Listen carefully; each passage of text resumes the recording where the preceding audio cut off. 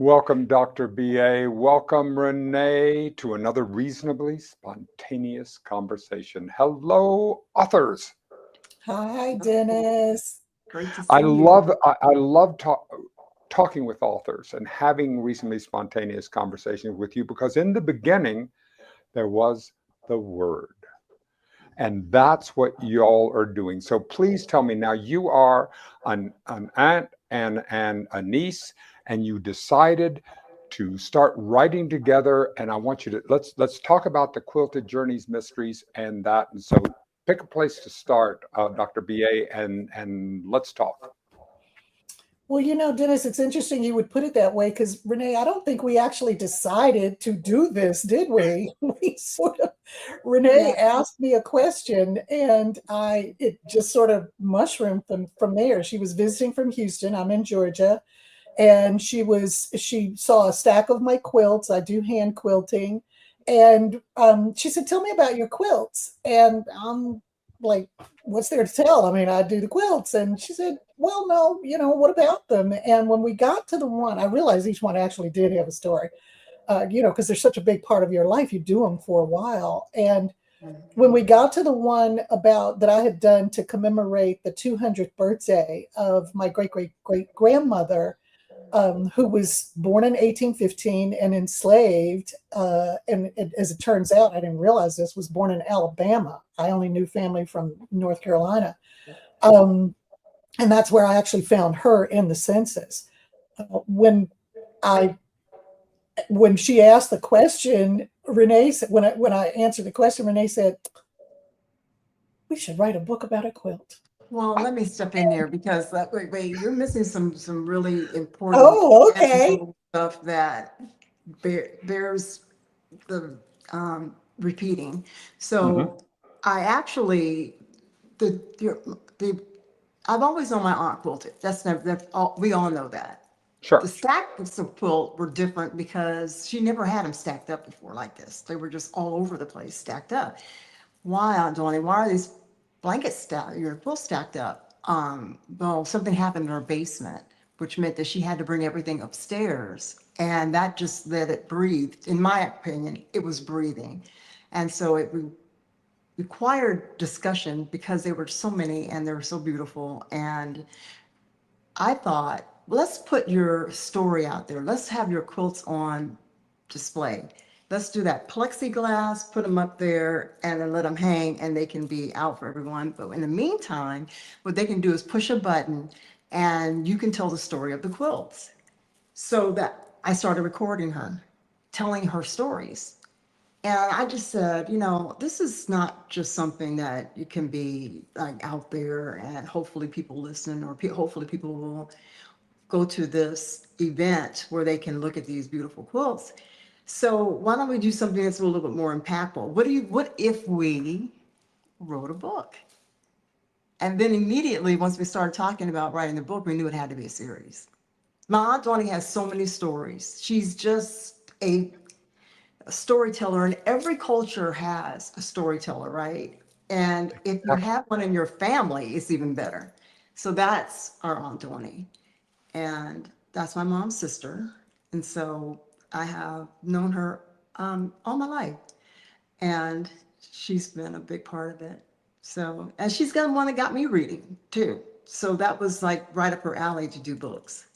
As you know, And so you all decided, and did you decide, all right, so these are going to be some mystery books and the stories that we're telling. So how did you begin, and how did you begin the drafting, the process of okay, how is a team going to write this? You don't even want to know.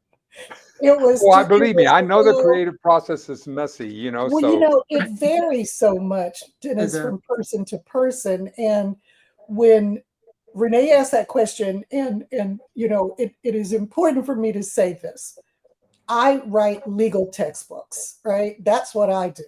yes. And, as well as teaching.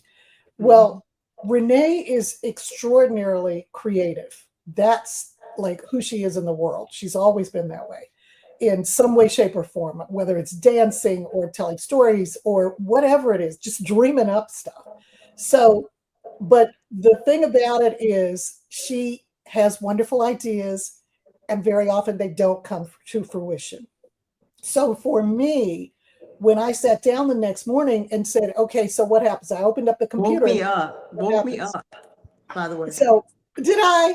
Oh my God. No, And I was love there. hearing your side I of was it sleeping on the because couch because yeah, that's where I sleep. I And love hearing it she's from your point of view because she's it's so different from mine. I mean, they're all true, but what we take in is so amazingly different. yeah. I said, so what happens? And she said, what happens to what? And I said, well, you said we should write a book. Like, what happens? And she said, oh, okay. Well, like a woman is in a thrift store and she finds this quilt. And I said, okay. And I started writing. And probably about 15 or 20 minutes later, I said, so then what happens? And she said, Antoni, what are you doing? What were you doing? I said, well, I was writing a story. You can't just say the woman walked into the bookstore or to the quilt store. And she's over there, but she's always doing this, right? So I didn't know it connected actually until I had that. What is this? Where are we going with this? And then that's how it got heard. Yeah. And it was amazing. As soon as we figured out, and I would say, okay, so then what happens? And she'd give me a sentence and I'd go with it. And then it just kind of took on a life of its own. And I don't think, Renee, even we knew where it was going. That first one. I mean, we didn't sit down and say, well, let's write a book about this and have these with people. a full outline and a complete. Yeah. Oh, yeah. No. Because I don't think it would have happened like a quilt, right? You were creating it as it was going along with whatever piece might come in, correct? And it's interesting because that's the way I quilt. I can't have it all drafted out. I sort of have an idea, but I won't know until I take it out of the dryer after I finish what it is that I actually have that I worked on. So, and the books were the same way. We just didn't have an outline, didn't have an idea. We'll start with one idea and then it just grows. Yeah. Yes. And then also, once we were really in it, the thick of it, because we didn't really know what it was going to be that in the beginning, we just threw everything in there. I want to make sure people have disabilities are recognized somehow. I want to make sure that the community that person is in knows how to deal with her or his disability, because that's important. That's something that that's important to you because it's your work and what you're going with, ability, disability, and all the work that you're doing. Exactly. Then of course, we believe in LGBTQIA, it's LGBTQ rights and DEIB. That's what I want to say. Is that right? Yeah. I get it wrong. I get it wrong sometimes. I don't know. We'll have the alphabet at one time because it's all inclusive. It does everything. You learn and you do better. That's what you become more inclusive. It just was important to make sure that all of Aunt Donnie's work over the years culminates into something that is more along the way she is in class, so that can come out. Because one of the things that the students that she's taught all these years, they recognize that the storytelling and really getting involved and immersed in what she's saying helps bring you to another place of learning. So we're wired that way as human beings. We're wired for story, and it's only our storytellers that are going to be able to pass along the wisdom, the knowledge, the heartbreak, the work that is there. Absolutely. And that was something that's what we knew. So since we didn't really know it was a series at first, or that it was even going to be a book that got published, we just wanted to make sure we put all of our dreams inside of it.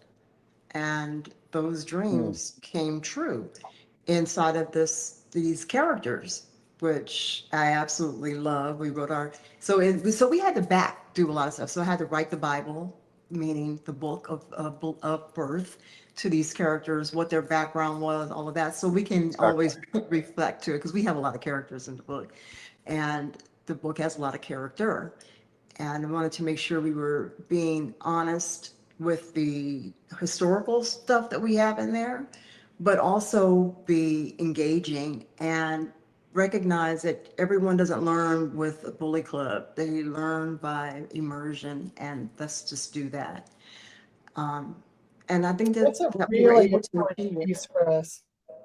Yeah, Yeah. that was a really important piece. And that's one of the things I think, Dennis, that makes the book so different, because it is DEI centered, but just as important is the characters and what Renee is saying. The fact that you just bring in, as a matter of fact, the fact that, you know, one of the characters um, is a couple, you know, a same gender couple, or that somebody has a disability. We're also modeling behavior. The main character and her husband are just, you just feel them. We were in a book talk a couple of weeks ago, and somebody said, I love listening to the audio book. It's just like you were right there with the characters, and your voice changes when you're talking, when the character is talking to her husband, when they're together. It's like you feel how deeply they care about each other and how wonderful that relationship is. And that for us was a really important piece, as was the metaphysics of it, because we do believe that there are forces that you cannot see necessarily. So each of the quilts, each of the stories is based on a quilt, and each of the quilts does something really odd. But it's totally in character with the story. But in order to figure out what this oddity comes from, why this quilt is acting so weird, you have to follow the story. And as you do that, you get all of this information about diversity that you probably did not have. And that was very intentional, because one of the things that my students have always said, and people that I deal with in sessions doing DEI, is, I wish I had known this. If I had known this, it would have made such a difference. Why don't we know these things? So that's why you get along the way this information in the form of this wonderful, cozy mystery that gives you this information. And you're just like listening to the story, but you're getting all this information that makes a difference in terms of how you perceive a particular group. And I will say the metaphysical part for me is extremely necessary to be there, because there are things that happen to you that you just can't explain, that you just can't put anyone's opinion to it. And sometimes we kind of struggle trying to figure out what our own opinion is based on what we have just experienced. So for me, it was a real thing that happened. And It is. being, yeah, I was in a coma. And the things that you hear, or the world you think you're in, and you wake up and it's not it. You But didn't tell me that. I What? know, I'm this is the I first I time. want to know more. Don't stop Yeah. there. What's that story? Oh So my when God. I know, I think that what helped my recovery inside of what was happening outside of me in my body, it helped being in a good place mentally, which I think that's how I am as a person. So Mhm. while I was under for all that time, I was in a world that About I how thought long? was About how real. long? It Even was though almost you 4 weeks. Yeah, it was almost 4 weeks. 4 weeks, Mhm. that experience, did you have a sense of being in that world? Were you occupying that in that world? I was in a world that I was very happy. I just remember being very happy. I remember some of the people were people in my life, people were in the past that I really loved. And the whole time I was being carried in love.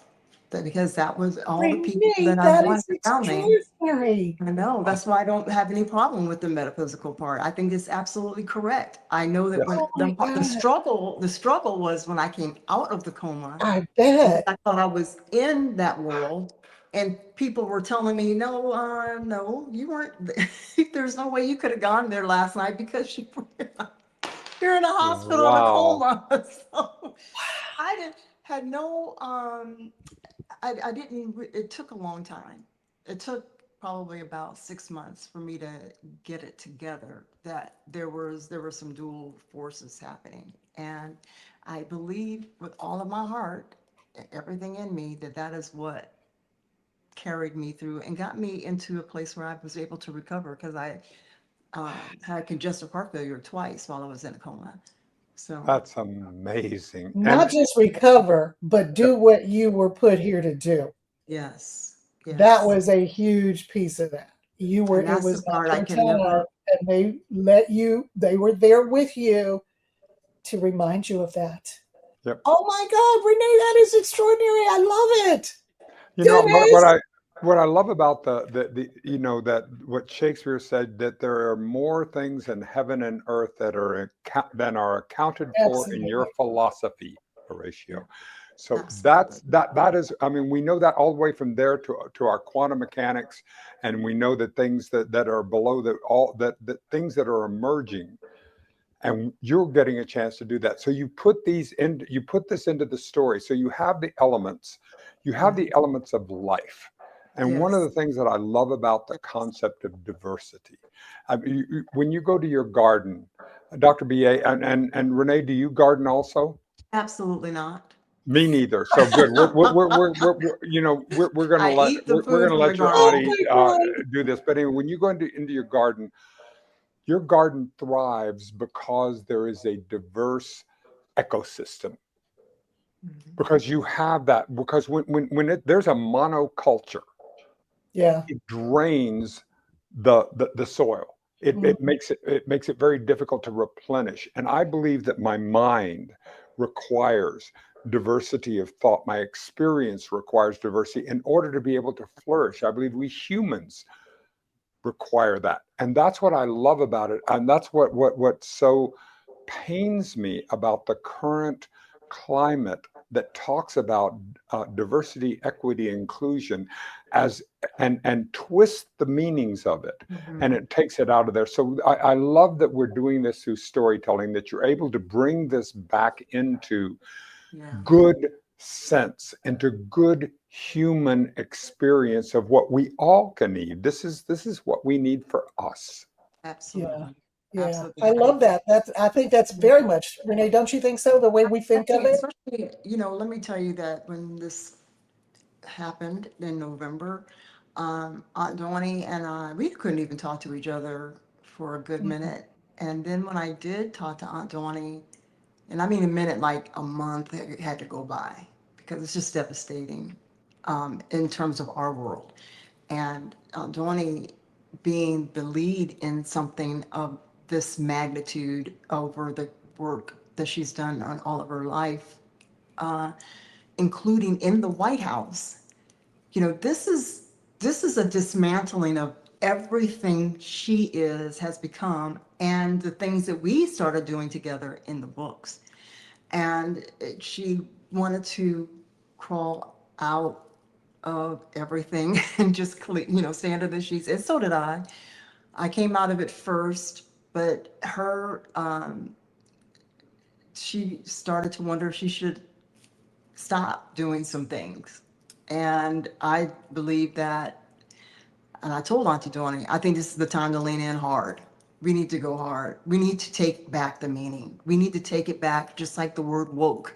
Take that back. It was not negative. It just means you're aware, you're awake, because you can't be aware if you're sleeping. And so, like I told you, I was in a coma, and your awareness is your own ecosystem in your head. Being confined in that gives you no room for other things.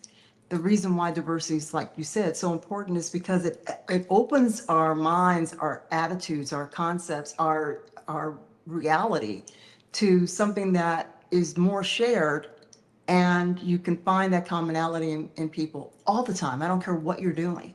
You can always find commonality with someone. And so talking about it is important. So we made a conscious effort to push, starting now, with this year, push it harder than we have been pushing before, because that is now is more than ever, this is the time for us to be talking about this in the way that it is meant to be talked about, so that people feel included because they are included. If you're standing here, you're included. So why not enjoy our company? And to be able to then do it through your stories. So now, these are the stories. How do you, Dr. BA, you write so much in legal and nonfiction. Was it a change for you to move? Do you think differently when you're writing fiction, when you're doing dialogue, and you're doing than you do?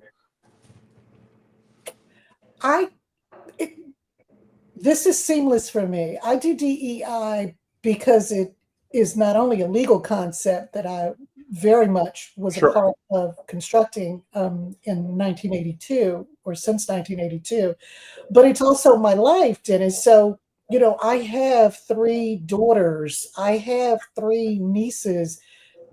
Or 4 nieces. These are people who will be in the world, and I want the world to accept them, as Marianne Williamson says, and love them like I do. And I knew that in order to do that, I was going to have to do some talking with the world about it. So even though I do legal writing, I bring myself to that. It's not a separate thing from me. No. And I also, to my nonfiction writing or my fiction writing, bring aspects of the legal context for it. So they really are seamless for me. And I would have thought I'm not at all creative. I know that sounds crazy considering what I do in terms of craft and stuff. He says that all the time, but it's just thank you, Renee. I love Renee shaking and going, oh my God. Yeah, exactly. Go ahead, Dr. BA. So for me, the idea of writing a book, this was for Renee to show her it could be done. It wasn't for me to write a book. And as it turns out, we are now 4 books in with 3 more in the computer. It's insane. I mean, what you would think would be a huge difference to go from one to the other, I think because all of them are my life, was not so difficult after all. I mean, as we were writing, we were saying, oh, these are the conversations that we have with our family. They sound like we're giving these little mini lectures, but the truth is, like, anybody that I had who's in my life would tell you, oh, we've had that conversation before. Oh, okay. Well, but that's what makes it real, right? Yeah. Right. So Renee, how did you know when? So you're in a writing collaboration. Each one brings their own strengths and what they bring to the pot. What would tell me about your place, your ideas in the collaboration, the place where you do it and that you bring your piece. One of my favorite series books when I was growing up was Nancy Drew Mysteries. And that is the series that Donnie bought for me as a kid. So I would get these books every month. It'd be 2 books in one. So they were bound. It was one book on one side and you flip it over as the other book. And that was just something that I was immersed in. I was a kid living overseas quite a bit in other states all the time. So we were never really in town together until we would come to visit. But my connection with Andoni was that, and got me reading. And then I just read and read. Love autobiographies. It's just one of the things that I fell into because of my books. But also when it came time to do the writing and my love for movies, and as you were already told, I did some theater, all that other stuff. So that's part of my DNA. I just love that kind of stuff. I love thrillers, psychological mysteries. I love, so that mystery part was me trying to draw back from that. I wanted the characters to be people that could support this type of, I guess, amateur sleuthing, just what the Camille as our protagonist does. And because of that, you have to create a lot of things that may not really be real, right? So that gives you that ability to have some fiction. but we definitely knew it had to be rooted in some kind of history. So that for me is like a culmination of everything. And I started seeing the series as not just a book, but a television show on Hallmark that would run every one of our books every hour that they would. Yep. That's the way I saw it. That's the way I see it. And Yes. I'm not changing that attitude because that's where I would like to see it finally hit that kind of Oh, level. and now, as we're seeing with AI, you're going to be able to do that very much sooner than later. There are going to be opportunities. I hope Dr. so. BA, did you do the audiobook? I did How cool. How cool. in the How was it studio. reading? Did you enjoy that as a No, no? no, I did not enjoy That's why it. she told me you're doing the next one. I don't have that kind of voice. Oh my I have a voice God. for the But in characters doing that I and doing love. but that is another way of storytelling about what you do at being able to do the characters and be able to do the voice and what you're having. Well, what have we not talked about the series that you want to make sure that people who are reaching out or thinking about clicking on and getting this through Amazon, because you can do it through the Kindle. We can also any one of the four that are out here. We can go ahead and get them out. So what do we want to say in these last couple of minutes? Let's start with you, Renee. What do you want people to know and to get us to be able to get into this series? I want to make sure I say this first. You'll love the love scenes because Andoni loves the love scenes. And she writes them very well. In fact, the last group we just talked to said, it seemed like it was a little hot. And yes, I think she said that's the part that got published.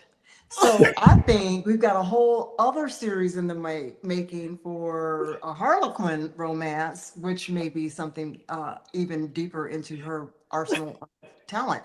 But Exactly. what I would really just want people to know is that these books are very loving, they're very caring. Yes, the characters may seem a little absurd because um, they're they li- they're in family. The family, you can put your heart on your sleeve and you can say things that you don't normally say in a public environment. So that's one of the reasons why reading that book or the books is so touching, because it's about how you touch each other, right? Um, that is the biggest thing.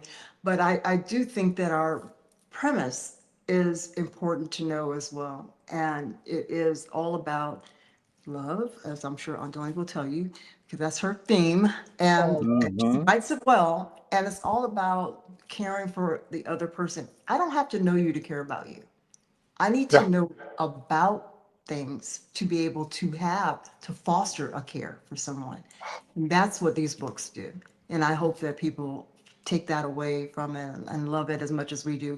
And we're always open to constructive criticism Of course, aren't we because we all? want to be, yeah, well, no.